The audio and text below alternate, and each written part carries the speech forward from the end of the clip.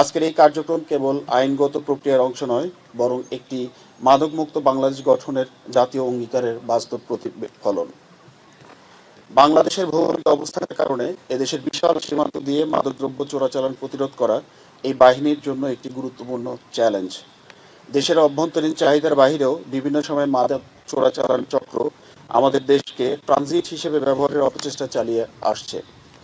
এ প্রেক্ষাপটে border guard Bangladesh দেশের সীমান্ত সুরক্ষার পাশাপাশি মাদক চোরাচালান প্রতিরোধে অত্যন্ত গুরুত্বপূর্ণ এবং দায়িত্বশীল ভূমিকা পালন করে আসছে, যা ভবিষ্যতে অব্যাহত থাকবে। মাদক শুধুমাত্র একটি আইন শৃঙ্খলা সংক্রান্ত সমস্যা নয়, বরং এটি একটি সামাজিক, অর্থনৈতিক এবং এটি জাতীয় নিরাপত্তার জন্য হুমকি স্বরূপ বটে।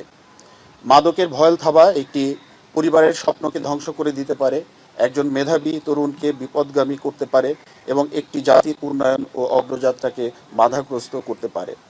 তাই আমরা সীমান্তে প্রতিনিয়ত মাদকের বিরুদ্ধে যে কার্যক্রম ও অভিযান পরিচালনা হয় তা আমাদের পেশাগত দায়িত্বের পাশাপাশি সামাজিক দায়িত্ব হিসেবেও গ্রহণ করি।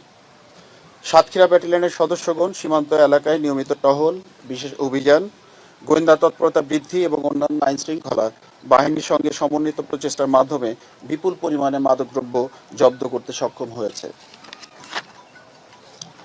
আজকের এই অনুষ্ঠানে যে মাদকদ্রব্যসমূহ ধ্বংস করা হবে তার আনুমানিক বাজার মূল্য প্রায় ৭৩,৭৫,০০,০০০ টাকা, যা মাদক চোরাচালানে ব্যাপকতা এবং এর বিরুদ্ধে চলমান অভিযানের গুরুত্বকে স্পষ্টভাবে তুলে ধরে। প্রতিদিন ২৪ ঘন্টায় তারা সীমান্তে অবস্থান করছে। তারা সীমান্তের যে বর্তমানে যে পুষ্টির যে একটা সম্ভাবনা আছে এগুলো প্রতিরোধ করে যাচ্ছে। এর পাশাপাশি আমাদের এই মাদক চোরাচালানের বিরুদ্ধে যে অভিযান তাও অব্যাহত।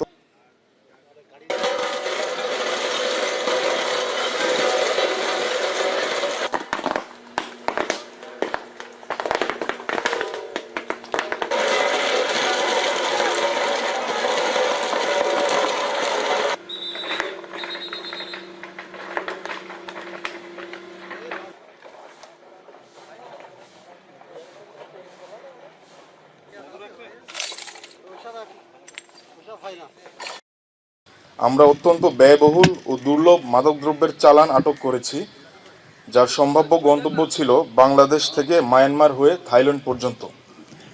এই দ্রব্যসমূহের মধ্যে উল্লেখযোগ্য হল এলএসডি লিকুইড ফর্ম ও ক্রিস্টাল মেথ আইস পাউডার এবং ক্রিস্টাল ফর্ম।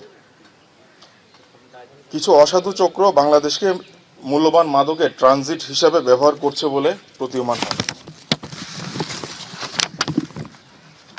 সম্মানিত সুধী, আজকের আয়োজনের মাধ্যমে আমরা একটি স্পষ্ট বার্তা দিতে চাই যে দেশের সীমান্ত ব্যবহার করে মাদক চোরাচালানের যে কোনো অপচেষ্টা কঠোর হাতে দমন করা হবে।